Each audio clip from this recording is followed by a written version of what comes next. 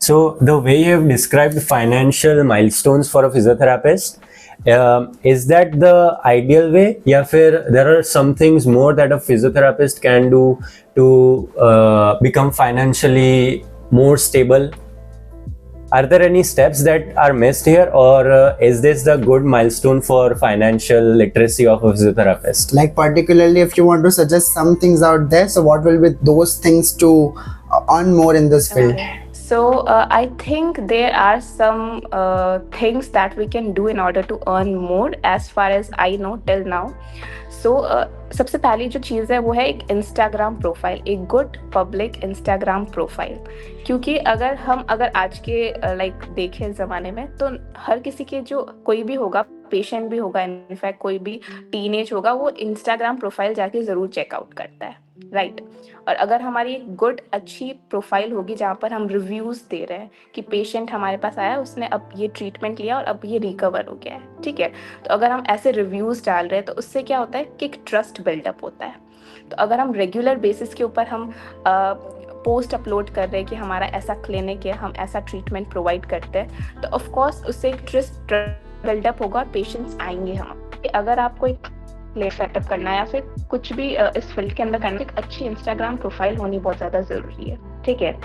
Next I think आपको update रहना बहुत ज़्यादा ज़रूरी है। अपनी जो स्किल्स है उनको पॉलिश करना टाइम टू टाइम, अपनी जो स्किल्स है उसको पॉलिश करना बहुत ज़्यादा ज़रूरी है। जो भी नई टेक्निक्स आ रही है वो आप अगर सीखोगे तो और ज़्यादा अपना जो ट्रीटमेंट प्रोटोकॉल है वो इनोवेटिव बना सकते हो, और जो पेशेंट का जो रिकवरी टाइम है उसको हम शॉर्ट कर सकते हैं।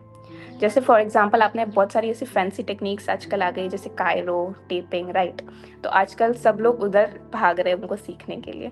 बट आई थिंक कि सिर्फ इस चीज़ के चक्कर में क्या हो रहा है कि वो ये टेक्निक्स तो सीख रहे हैं, बट जो मेन जो फिजियोथेरेपी है उसको भूल रहे हैं। तो आई थिंक नहीं चाहिए, बट साथ साथ में जो हमारा बेसेंस है, जो हमारी एक्सरसाइजेज है, उनके साथ में अगर हम ये वाली प्रोटोकॉल्स ऐड है तो हम और अच्छा ट्रीटमेंट प्रोटोकॉल बना सकते हैं। तो हमें अपनी स्किल्स को पॉलिश करना ज़रूरी है। तो साथ साथ में अपनी स्किल्स को पॉलिश कर सकते हैं हम। जो नई मैनुअल टेक्निक्स वगैरह आ रही हैं, मैनुअल थेरेपीज़ है, उनको सीख सकते हैं। तो सेकेंड ये चीज़ हम कर सकते हैं। उसके अलावा आई थिंक जो थर्ड इम्पॉर्टेंट चीज़ है वो है हम अपना कम्युनिकेशन स्किल को बिल्डअप करना बहुत ज़्यादा ज़रूरी है। Whether if you want to go in educational sector, whether you want to open your own clinic, अगर आपका कम्युनिकेशन अच्छा नहीं होगा, एक दिन पेशेंट आएगा, फिर दूसरे दिन वो नहीं आएगा, क्योंकि उसको आप इतने नॉलेजेबल नहीं लगोगे, आप इतने प्रोफेशनल नहीं लगोगे, राइट। तो इस वजह से एक अच्छा कम्युनिकेशन स्किल होना बहुत ज़्यादा ज़रूरी है। और आई थिंक चौथी चीज़ हो सकती है कि अगर आप अपना एक क्लिनिक ओपन कर रहे हो तो गूगल मैप्स के अंदर आपका लोकेशन वहाँ पे होना और वहाँ पे रैंक करना बहुत ज़्यादा ज़रूरी है। कि लाइक अगर किसी ने भी सर्च किया आपका सेंटर तो वहाँ पर रैंक में आना चाहिए आपका। तो उस चीज़ के लिए आपकी अच्छे रिव्यूज़, आपकी अच्छी फ़ोटोज़, उसके अंदर बहुत सारी ट्रीटमेंट करते हुए पेशेंट्स के रिव्यूज़, तो वो सब होना बहुत ज़रूरी है। गूगल मैप के अंदर आपकी लोकेशन, आपकी क्लिनिक की लोकेशन होनी ज़रूरी है, क्योंकि ये सारी जो चीज़ें होती है गूगल मैप्स, इंस्टाग्राम, क्योंकि आजकल के लोग यही सर्च करते हैं और इसी के ऊपर रिलाय करते हैं, अपना जो ट्रस्ट है वो बिल्डअप करते हैं। आई थिंक ये चीज़ें होनी चाहिए। So ma'am, if we could summarize it, I would just say like to maintain a good Insta profile or to do a good marketing out there, so लोगों की नज़र में हम आए. Yeah. And secondly, we can keep ourselves updated about the new things happening out there, like learning the new skills, right? Yeah. So these are the major things which physios can do to earn more, correct? Yeah. And focus on their communication skills. Yeah, of course, yes, communication. It's the key. Yeah. We all know that. Okay, ma'am. So, I'm currently a student only, and whenever I'm having a doubt, I just search out there and I reach to your video for clearing my concepts. So the important question which I would like to ask is why you chose the educational sector? Okay. So for some people it might be a boring profession or something, but for me it's an opportunity to inspire a lot of students at the same time. Like education के through आप बहुत सारे जो students है उसकी life के अंदर कुछ ऐड कर सकते हो। लाइक फॉर पर्सनली मुझे अगर कुछ आता है तो मुझे उसे शेयर करना अच्छा लगता है। I feel good when I share something which I know, ठीक है। तो और आई थिंक कि एजुकेशन जो है एक फिजियोथेरेपी के अंदर ना एजुकेशन बहुत ज़्यादा लिमिटेड है। लाइक अगर आप टीचर्स को भी देखेंगे तो सारे टीचर्स अच्छे से नहीं अपनी रिस्पॉन्सिबिलिटी निभाते हैं। काफ़ी बार ऐसा होता है कि वो पढ़ाते भी नहीं है, लेक्चर्स जो होते हैं वो स्किप कर लेते हैं और एंड टाइम पे जब सिलेबस का टाइम आता है तब वो अपना पूरा सिलेबस कवर करते हैं। तो एजुकेशन सेक्टर एक फिजियोथेरेपी के अंदर ऐसा है कि उसको उतना अच्छे से अभी लोग कवर नहीं कर रहे हैं। तो आई थिंक इसलिए मैंने सोचा था कि मैं भी इसके अंदर अपना कुछ कंट्रीब्यूशन दूं और अपना जो कुछ ऐड कर सकूं स्टूडेंट्स की लाइफ के अंदर। Okay, so that is the main reason you chose education. Yeah. And ma'am, you are actually contributing in a very positive way. I would like to add, like you are impacting huge amount of students out there. Thank you. Okay, ma'am. So, since you've been in the education sector for physiotherapy since a while, what do you think students can do to absorb the practical training in a better way? Like, how can it be improved for real world clinical situations or scenarios?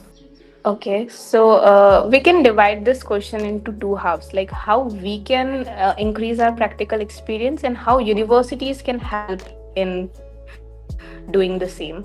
So for example, अगर मैं अपने university की बात करूँ, they conduct camps for master's students and bachelor's students both. Like in those camps, they take us to different schools and different hospitals and different like offices where we assess those individuals and we treat. ठीक है, तो उससे क्या होता है कि हम different जगहों पे जा रहे हैं, हम ऑफिसेस के अंदर जा रहे हैं, वहाँ पे हम इंडिविजुअल्स को खुद से असेस कर रहे हैं, खुद से ट्रीट कर रहे हैं। तो उससे क्या हो रहा है कि हम अपनी प्रैक्टिकल नॉलेज जो है वो इम्प्रूव कर रहे हैं। कैसे हम रियल लाइफ सिचुएशंस को हैंडल करेंगे, तो उससे हम वो सीख सकते हैं। तो आई थिंक कि यूनिवर्सिटीज़ को ऐसे जो कैंप्स है, जो सारी यूनिवर्सिटीज़ और कॉलेजेस को एटलीस्ट ऐसे कैंप्स जो है वो कंडक्ट करवाने चाहिए स्टूडेंट्स के लिए, ताकि वो सीख सके कुछ कि कैसे हैंडल करना होता है लोगों को। ठीक है, उसके अलावा हमारे सिमुलेशन लैब्स भी होती है। If you know about simulation labs, वहाँ पर बेसिकली जो हम बाहर कुछ प्रैक्टिकली करते हैं तो वहाँ पर वैसी डमीज बनी हुई होती है, तो उसके ऊपर हम कुछ भी सीख सकते हैं, राइट। तो ऐसे सिमुलेशन लैब्स भी यूनिवर्सिटीज़ जो है वो अपने इनकॉर्पोरेट कर सकती है, ताकि स्टूडेंट्स जो है वहाँ से सीख सके। दूसरा, अगर हम खुद देखें कि हम कैसे इम्प्रूव कर सकते हैं अपनी प्रैक्टिकल नॉलेज, तो आई प्रेफर कि हमें 3rd ईयर से एटलीस्ट क्लिनिक्स विजिट करना चाहिए। क्लिनिक्स विजिट कर सकते हैं हम, डिफरेंट जो हमारे एरिया के अच्छे क्लिनिक्स हैं, तो वहाँ पे हम विजिट कर सकते हैं और वहाँ पे हम सीख सकते हैं। और दूसरा, काफ़ी सारे ऐसे चैरिटेबल फिजियोथेरेपी के सेंटर्स है, राइट, जहाँ पे पेशेंट्स का पॉपुलेशन बहुत ज़्यादा है बट ट्रीटमेंट इतना अच्छे से नहीं मिलता, बट हम वहाँ पर जा सकते हैं ताकि एटलीस्ट हम असेस करना सीख सकें, क्योंकि वहाँ पे पेशेंट की पॉपुलेशन अच्छी होती है चैरिटेबल सेंटर्स के अंदर। तो अगर हम ऐसे सेंटर्स के अंदर जाएंगे तो हमें पेशेंट का एक्सपोजर मिल जाएगा, तो वहाँ पे हम असेस करना सीख सकते हैं पेशेंट को। तो आई थिंक कि हमें 3rd ईयर से जाना चाहिए क्लिनिक्स वगैरह, डिफरेंट क्लिनिक्स वगैरह, सेंटर्स वगैरह, ताकि हम अपना जो प्रैक्टिकल एक्सपोजर है उसको इंक्रीज कर सकें। Okay. Wonderfully answered, ma'am. So we know that, ma'am, India produces thousands, I would say lakhs of physiotherapists every year, and a major portion of it decides to go to abroad. So do you think that there is any particular reason for it, like India is not able to maintain its own, talent that they have? Yeah, of course, because the major reason why they migrate to abroad is because they have better pay there and they have better respect. They treat very well physiotherapist, क्योंकि अगर हम यहाँ पे देखें तो यहाँ पे massage वाला समझते हैं, राइट, फिजियोथेरेपिस्ट को। इतना जितना रिस्पेक्ट देना चाहिए उतना अभी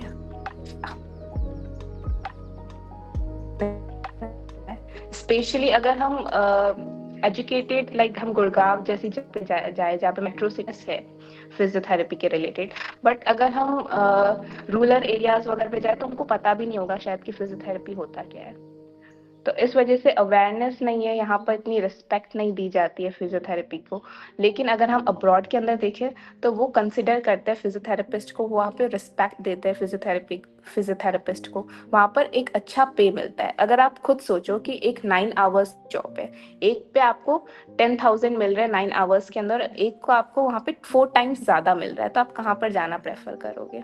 जहाँ पर उतने ही टाइम में आपको ज़्यादा पैसे मिल रहे हैं, राइट? क्योंकि टाइम जो होता है वो सबसे ज़्यादा वैल्यूएबल है। तो इस वजह से I guess people migrate abroad, क्योंकि वहाँ पर पेमेंट अच्छा है, दूसरा वहाँ पे रिस्पेक्ट अच्छी मिलती है, वहाँ पर जो हम एविडेंस बेस्ड प्रैक्टिसेस वहाँ पर फॉलो होती है।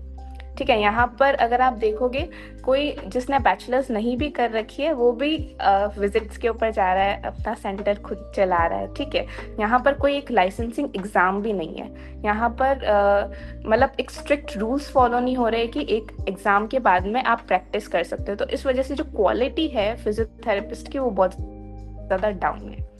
ठीक है, और यहाँ पर जो पेशेंट्स वगैरह है वो इतना पे देने के लिए भी रेडी नहीं है, क्योंकि जो फिजियोथेरेपिस्ट है उन्होंने खुद ने ही अपनी क्वालिटी जो है वो ख़राब कर दी है। मोडालिटीज़ वगैरह वो लेकर जाते हैं, उनको ट्रीट कर देते हैं, और फिर इस वजह से पेशेंट्स को ऐसे लगता है कि सिर्फ फिजियोथेरेपी क्या एक मोडालिटीज़ ही तो लगानी होती है।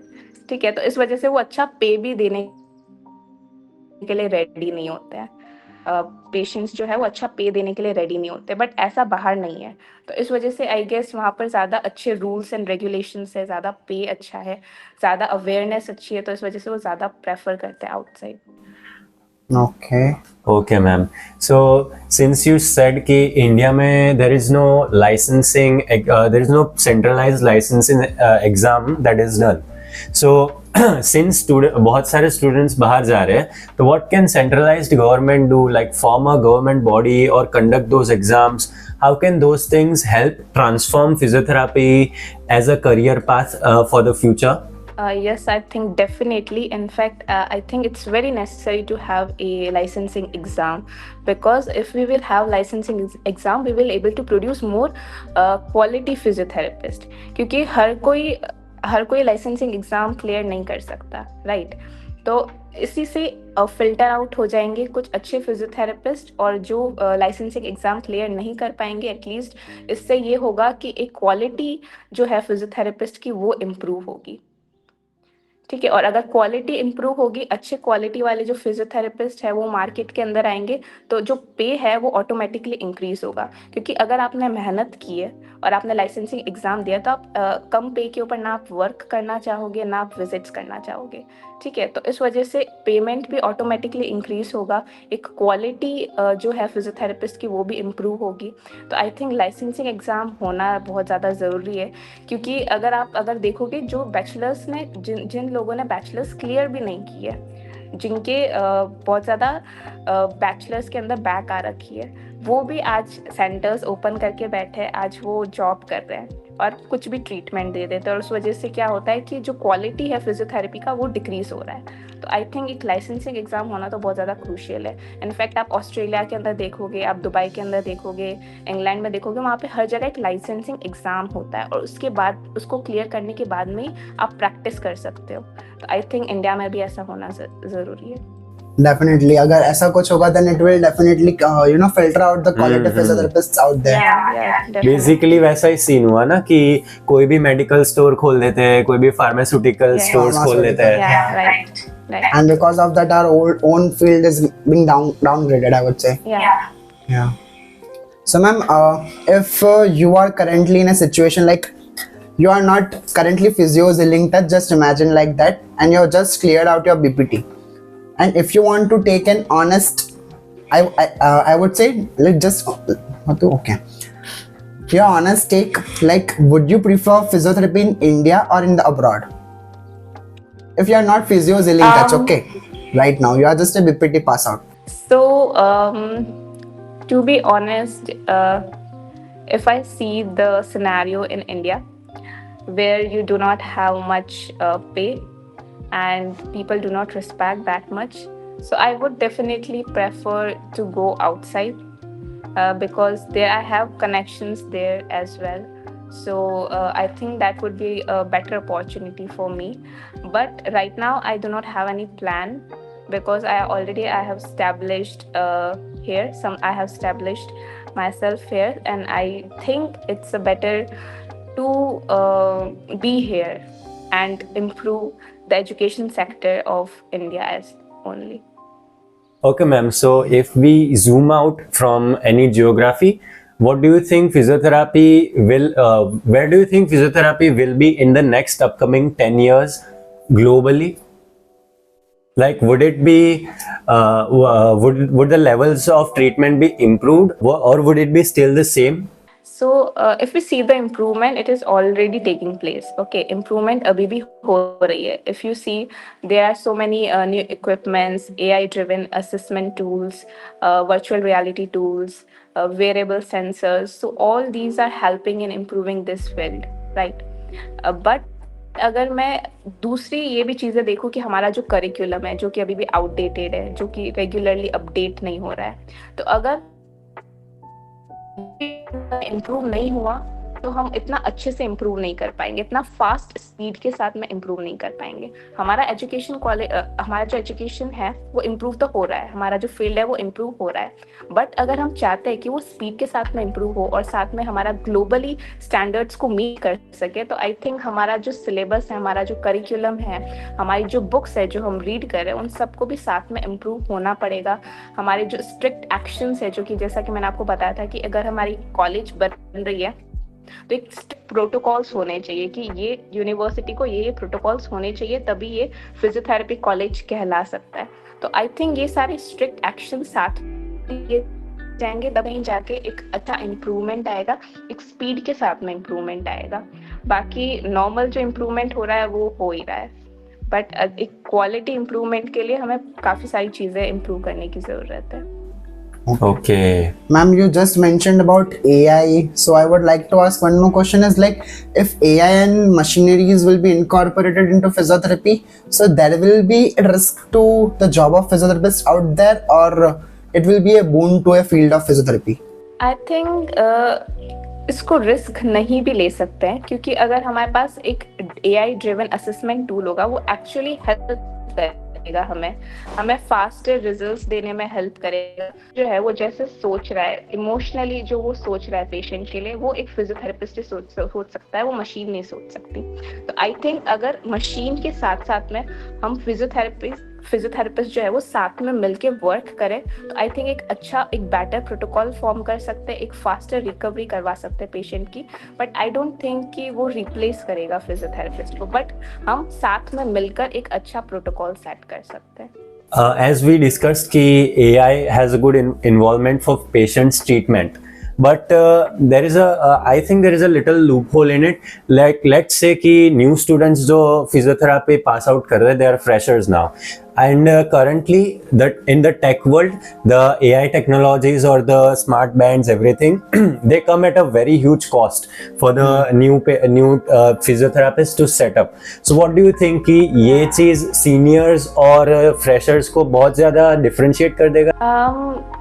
I don't think this really, because कि AI आई डोंट थिंक कि सब कुछ है. लाइक कि AI अगर है तो फिर आपने बहुत ही अच्छा कुछ प्रोटोकॉल सेटअप कर लिया, और AI अगर आपके पास नहीं है तो ट्रीटमेंट दे नहीं पाओगे.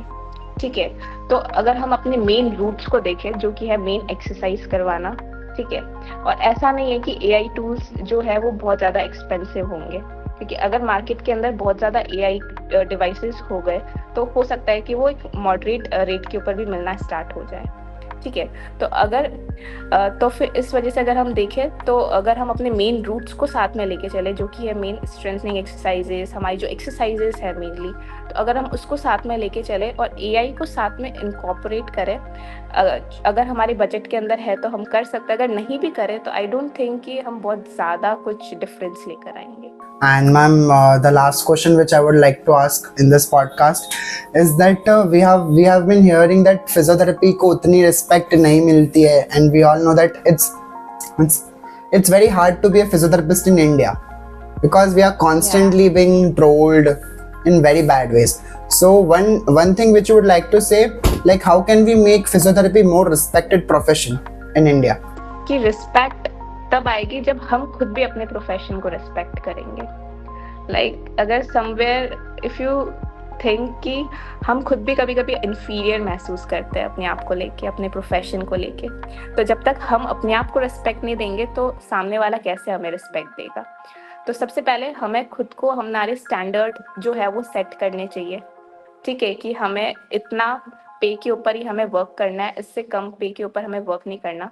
क्योंकि काफ़ी बार ऐसा होता है कि पेशेंट्स बोलते हैं कि आप सिर्फ मशीन से तो लगाओगे, आप 200 के अंदर काम कर लो या फिर ऐसे काम कर लो, कि वो वर्क कर लेते हैं। तो वो खुद भी रिस्पेक्ट नहीं कर रहे अपने प्रोफेशन की, उनको अपना स्टैंडर्ड जो है वो सेट करना चाहिए। तो आई थिंक अगर हम खुद सबसे पहले अपने प्रोफेशन के लिए रिस्पेक्टेड फील करेंगे तो ऑटोमेटिकली आगे जो है वो भी अपने आप फील करेंगे। दूसरा, हम अवेयरनेस भी फैला सकते हैं, like the way you guys are doing. आप लोग भी जो अवेयरनेस है फिजियोथेरेपी की वो बढ़ा रहे हो, ठीक है। तो वैसे कि वैसे हम अवेयरनेस भी इंक्रीज कर सकते हैं, तो उससे भी क्या होगा कि जो रिस्पेक्ट है इस फील्ड के अंदर ऑटोमेटिकली इंक्रीज होगी। What would be the one advice that you give for the upcoming physios and the students that are aspiring physiotherapy? So one advice that I can give is कभी भी मैं ये कहना चाहती हूँ कि अपनी जो स्किल्स है उसको हमेशा इम्प्रूव करने का सोचना चाहिए एक फ्रेशर्स को। अगर वो कहीं पे भी कुछ सीखने जा रहा है तो उसको ये नहीं सोच लेना चाहिए कि यही सब कुछ सही है। अगर हम एक क्लिनिक के अंदर जाते हैं, वो अपना एक प्रोटोकॉल हमें बता देते हैं कि ये पेशेंट है, ये कंडीशन है, ये ट्रीटमेंट फॉलो कर लो। बट हम अगर कहीं जा रहे हैं, हमें ये माइंडसेट लेकर नहीं जाना चाहिए कि यही सही है।